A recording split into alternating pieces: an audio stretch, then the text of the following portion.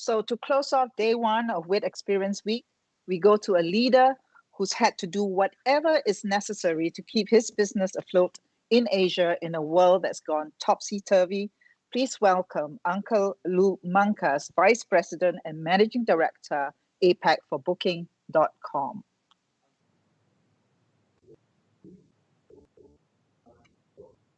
Hi, Uncle. How are you? Hi, Siew. Very good. Thank you. And you?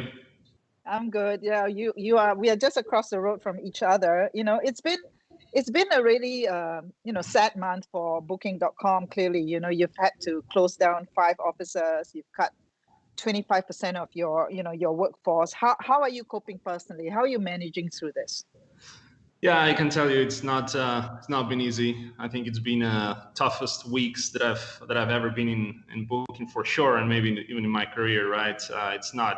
It's not nice, in particular for the people affected. We're talking about great guys that we have had in our company, affecting their families, their lives, and that's never easy. I think we've done our best, right, to treat people with fairness and respect, and quite honoring everything we could, right? But it's not been easy. It's very hard because it's something that it has been because something that we cannot control, right? It's a damn virus that just appeared and has impacted travel that badly, and that's always tough.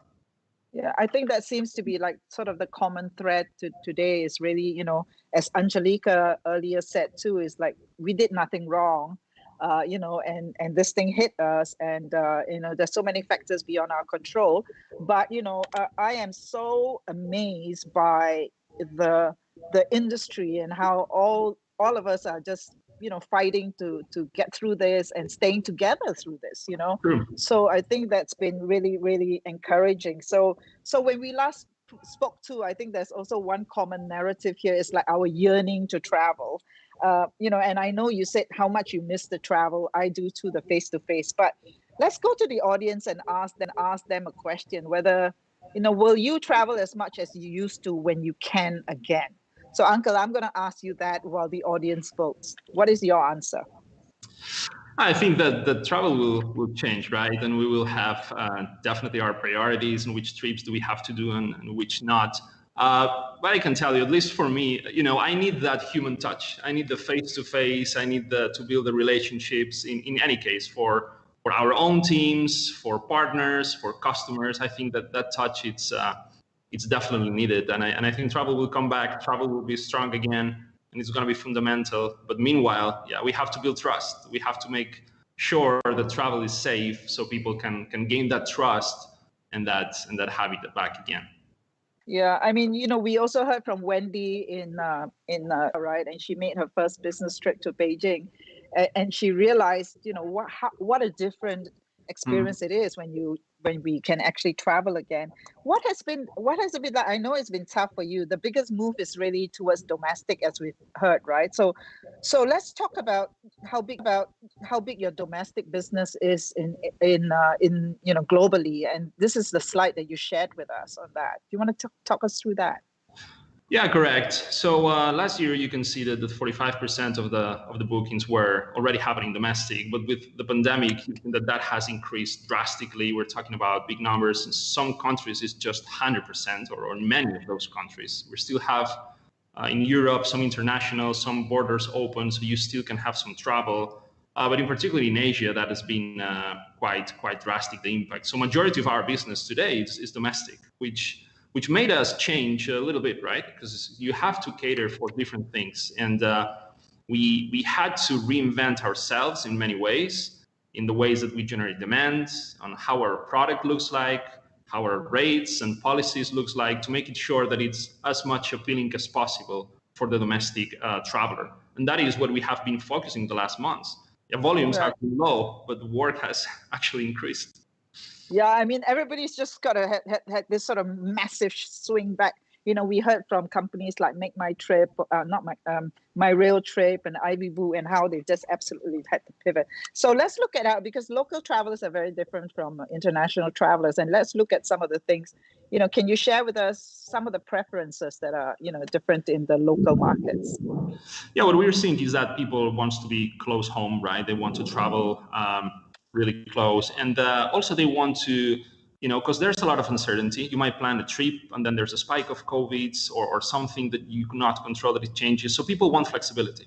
So we are seeing lots of changes in the sense of people want more flexibility in the cancellation policies. They want rates that might not be fixed, that they want to be able to change. The booking windows also changed quite a bit, right? You have seen that last minute have increased, but also for the long-term booking window also have increased. In some countries, that's going back to normal, but still you have a little bit of that. You have to adapt your rates, your product, your availability to what the customer is looking for. And then from a product perspective, we've seen also that the supply, it changes. So for example, to give you an example of Japan, we had to build as much more ryokans as we can, because that is a type of property that the Japan domestic traveler is very interested in. And we had to build that supply as good as we can. So those are a few examples of things that we have to change as we were going through the last months. Yeah, and you also spoke about payments, right? I mean, as you go deeper into local markets, you really do have to localize your product, which is kind of hard for a global brand. So, but you looked at alternative payments in South Korea as well as one product, right? Right. Booking always grew from the credit card method of payment, right? And we escalated that globally. But when you come in particular to Asia, right, there's hundreds of alternative payment methods that if you want to be relevant locally, you have to adapt yourself. If not, you're losing a big chunk of the domestic, but also of the intra-Asia travelers, right? So yeah, South Korea is an example. Indonesia would be another example where we have done some movement in the type of payments that we are offering to our customers, and we will continue doing that because it's just the way to go. And domestic is going to be the next months our main priority. Right. In the earlier half of the day, we had Kian from TMG Group, and we asked the question of the audience whether local players will have a stronger advantage in this period because they are very domestic market and in the domestic world. And most of the audience feel that local OTAs will have an advantage, depending on how they use that advantage. How do you view that? That's a fair point, and I think, of course, each of us has our own opinion. In our case, I think that, look, indeed, we've always been developing towards a global scalability, but if something is positive about this pandemic is that we had to reinvent ourselves and to make an effort to be as domestic as we can. Before the pandemic, the domestic business, it was material for us. But now we're in a position that we are investing as much as we can in order to make sure that our products are catered towards that. And that makes us evolve as actually much faster than we should have done if COVID was not here, which is actually a good point. And again, in terms of product, but also in terms of how we generate demand and how we attract those domestic customers. So under my point of view, we might be, accelerate our development in that sense, which make us also a strong competitor, even in domestic. Yeah, I think the biggest story of COVID is this sort of huge upswelling in domestic tourism and product and content that really caters for the domestic market. So, coming out of this, I think Asia will become actually a way stronger market overall, right? Because every country, even in Saudi Arabia, they are fixing their domestic infrastructure so that your destinations become stronger when international travel comes back. Correct. You have to reinvent yourself. And I think that is going to be, in the long term, it's going to be good for everyone. Okay. The point is going through the next quarters, which is going to be tough. Exactly, right? So we're saying how long can, who are the ones that can last the next quarter? So the one sector that seems to be coming out well is alternative accommodation. And you shared this slide, that this is, what booking.com has. Is that something that you're doubling down on at this time? Because that seems to be the breakout story right now. Well, yes. So how we think and how we operate in Booking always has been that we follow the customer, right? It's not that right now we are just pushing for alternative accommodations because we think it's going to be the future. It's because this is what the customers are trying to book and are interested. That, of course, does not mean that hotels are not going to play a crucial role. I think that there's always going to be a huge market for hotels. But at the end of the day, what we saw last year, in the past years, it's that alternative accommodations have been growing quite a bit. And COVID, it has been even accelerated. Just to give you a little bit of sense, so 2019, we're talking about 21% of the bookings going through that segment. And now last quarter, we're talking about 40% of our new bookings moving to that segment, which is actually a massive increase.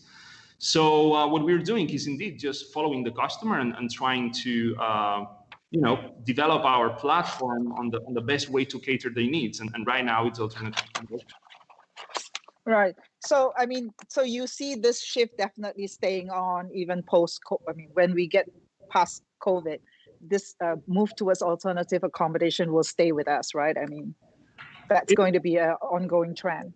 I think it will stay not because of only the COVID, but also the patterns that we've seen in the last years. Now, if it is going to follow in the long term, that is very hard to say. I would be naive from my side if I could tell you that I have a crystal ball and I can see that. But definitely for the next quarters, because look, this impact that we're having, it's gonna be here for the next years, and therefore I think that definitely for the next quarters, alternative accommodations is going to be a thing to take a look at. And you have different readings out of it. There's people that say, well, I would go to a hotel because I feel safer in terms of cleaning protocols. And other people that might say, well, but it's very crowded, therefore I will go to an alternative accommodation, which I might be by my own, and I feel a little bit more safe. At the end of the day, is generate trust in one way or the other.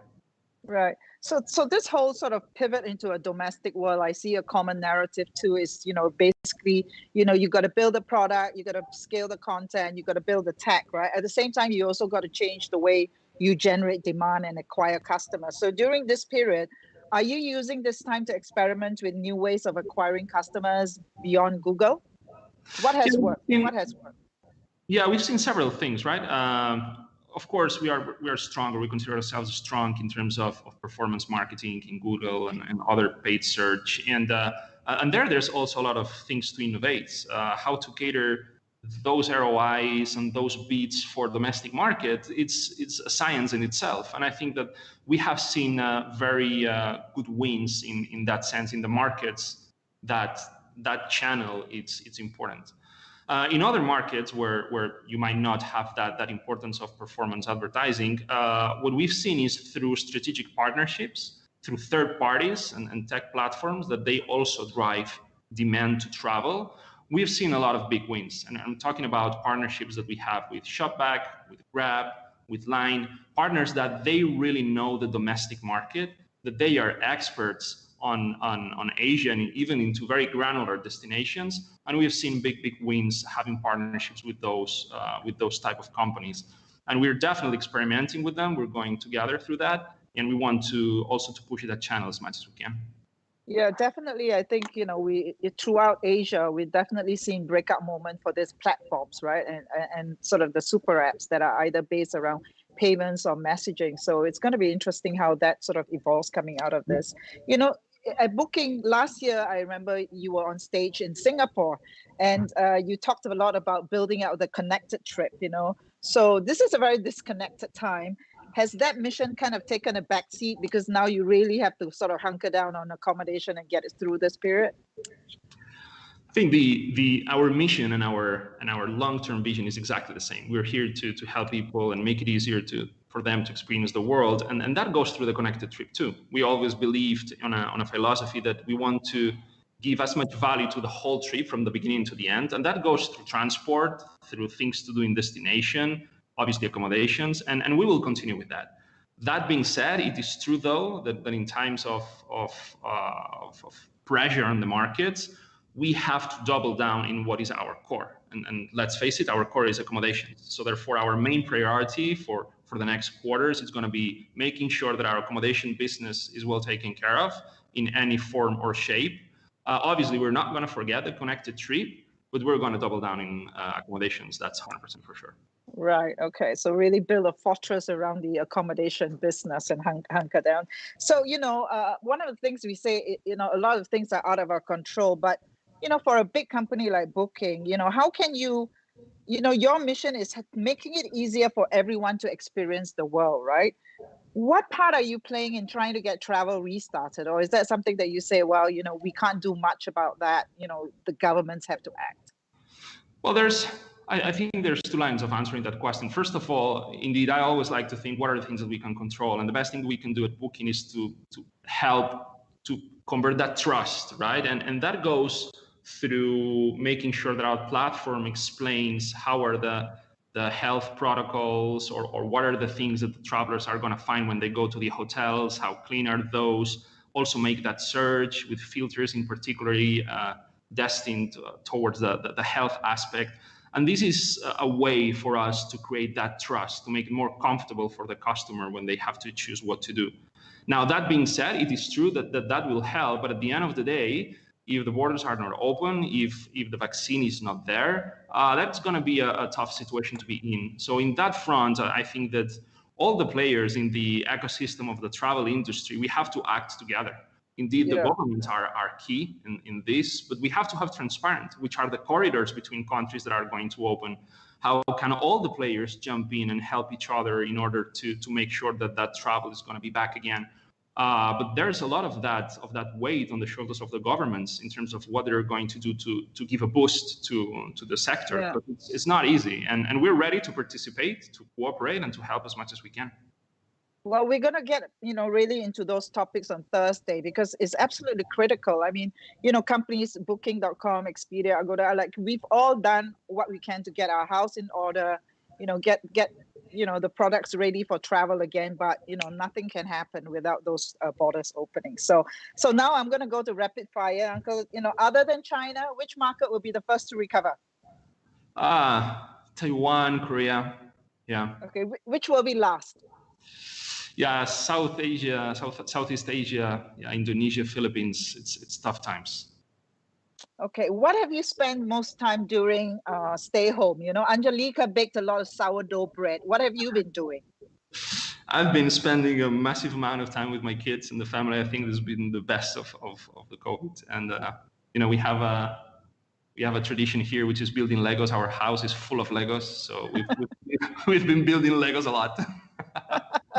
So can you show us your best creation, the one that you're proudest of?